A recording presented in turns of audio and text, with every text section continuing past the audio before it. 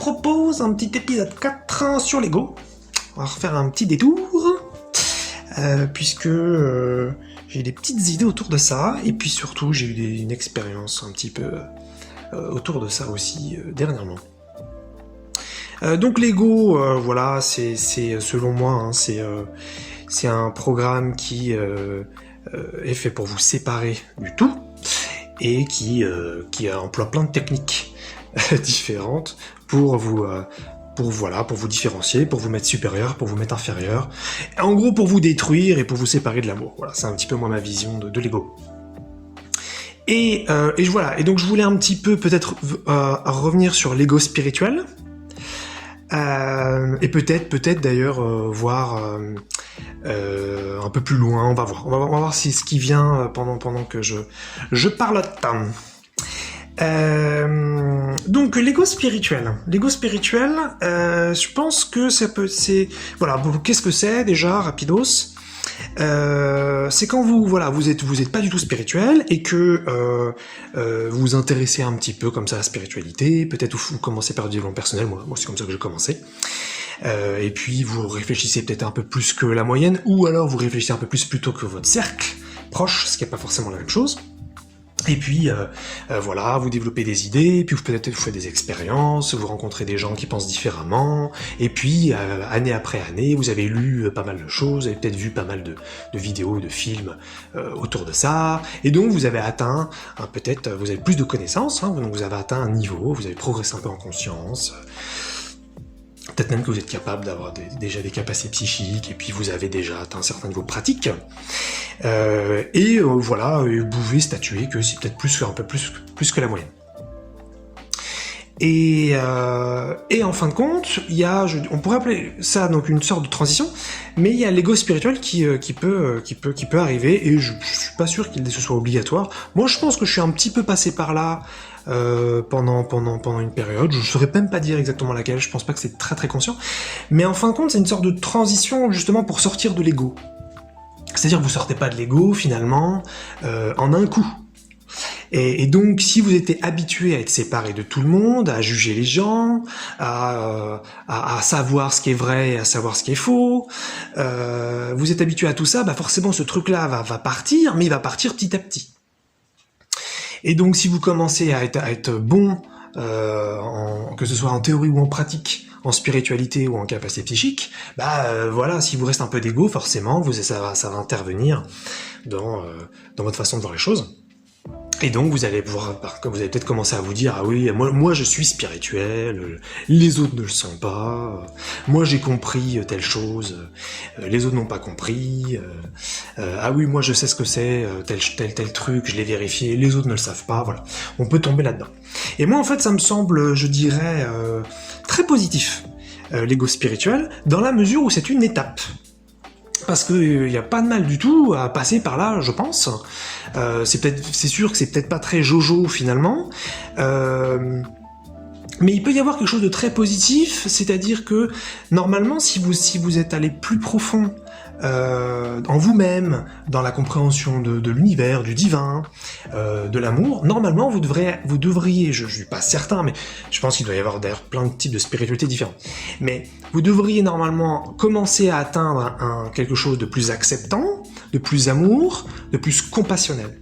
Et une autre forme de l'ego spirituel, ce serait en fin de compte de tomber un petit peu dans de l'orgueil et de dire moi j'accepte les autres, moi j'aime tout le monde, moi j'ai compris tellement de choses, moi c'est vrai que j'ai une certaine sagesse, et voilà, vous pouvez un peu tomber là-dedans. Et je pense que ça reste quand même très positif comme étape, parce que quand bien même vous auriez un peu d'orgueil sur le fait, par exemple, d'être capable d'aimer plus de gens que semblant les proches que vous avez, d'être capable d'accepter plus de comportements que la plupart des gens qui passent leur temps à juger, c'est donc par définition que vous êtes en bon chemin si on veut statuer quelque chose. Vous êtes en chemin donc en fin de compte de sortir de l'ego.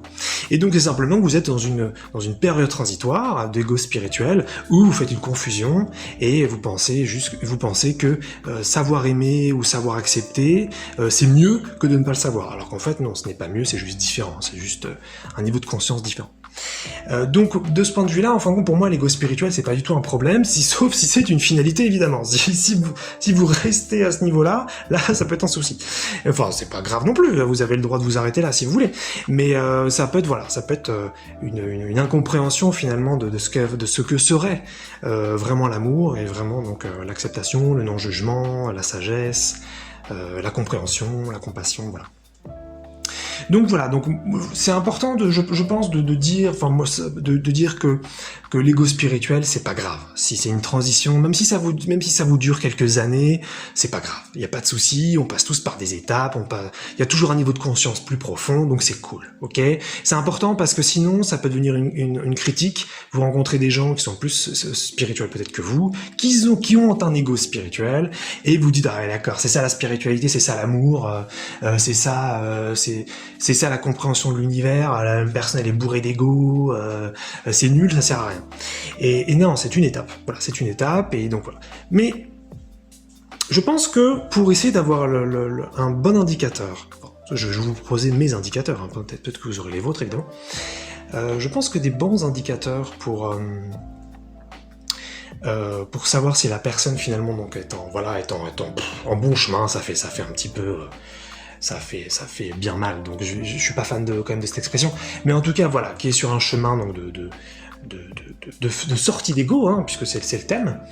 Je pense que c'est l'amour, et on peut appeler ça la compassion, on peut mettre le mot qu'on veut, mais est-ce que la personne elle aime plus? Est-ce qu'elle est capable d'être plus paisible vis-à-vis de situations finalement qui auparavant la dérangeaient beaucoup? Je pense que c'est ça un petit peu.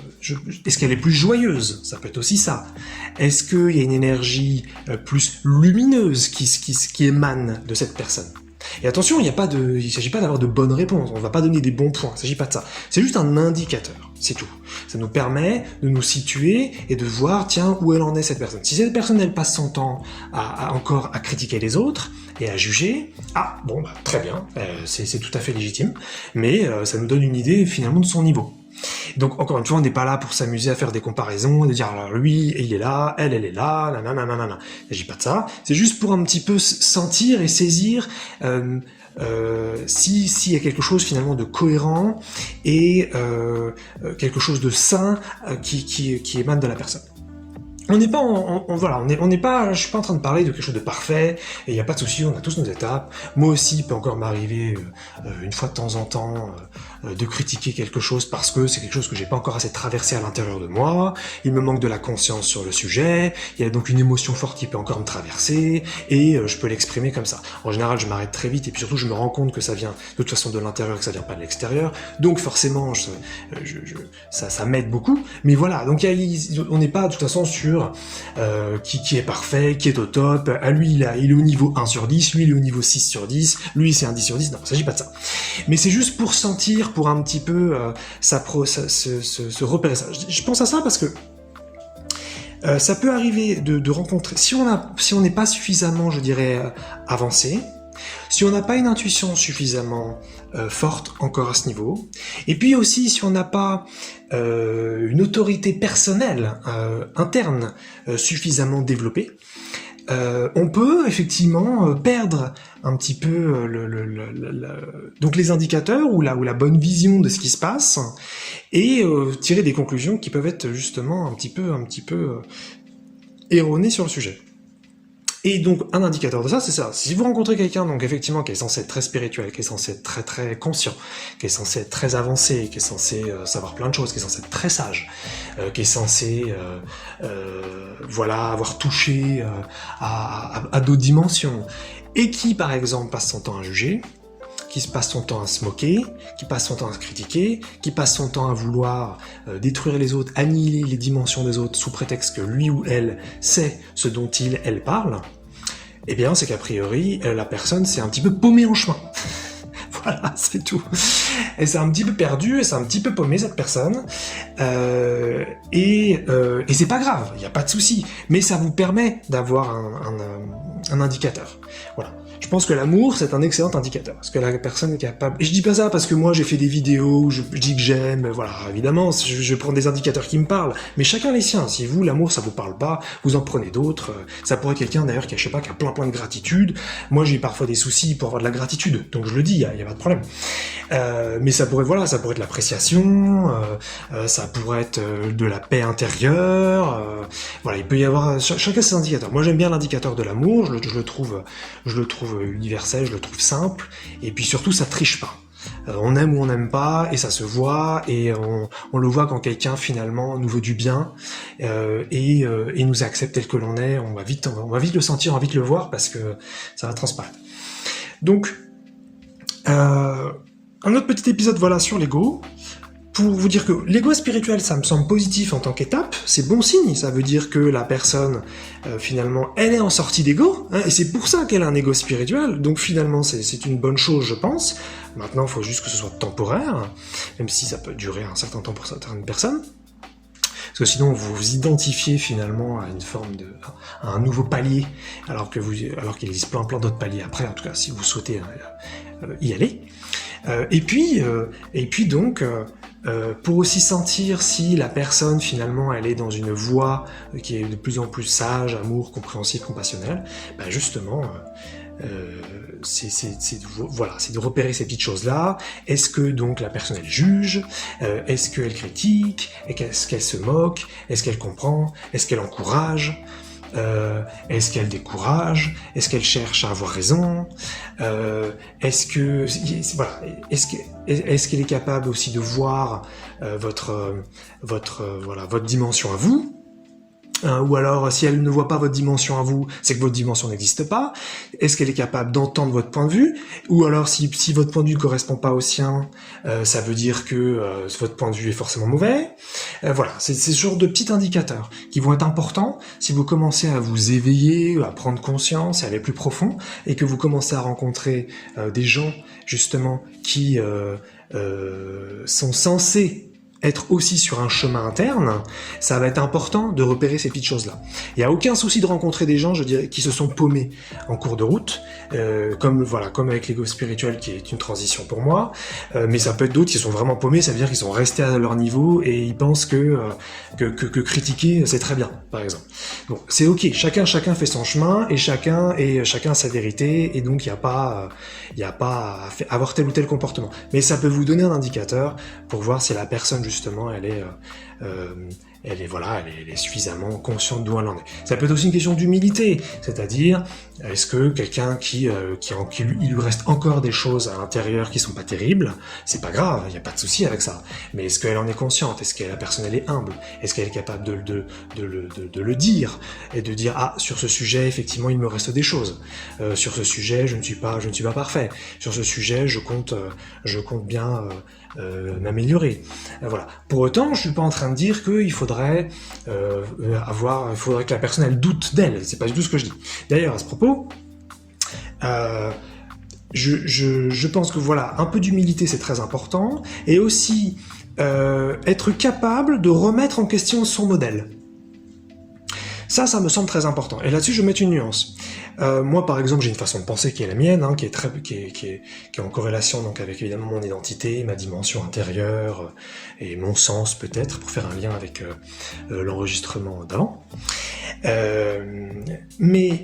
Donc vous pouvez tout à fait être d'accord avec des parties, d'accord avec tout, d'accord avec rien, évidemment. Et puis vous avez votre façon de penser à vous. Mais ce qui est important, il me semble, dans n'importe quel modèle, c'est d'être capable de le remettre en question. Il faut effectivement, pour se construire, une certaine solidité. On ne peut pas s'amuser à être confus tout le temps et à douter de tout le temps. Donc à un moment donné, il va falloir être un peu sûr de certaines choses pour pouvoir se construire autour de ça. Un petit peu comme les fondations d'une maison.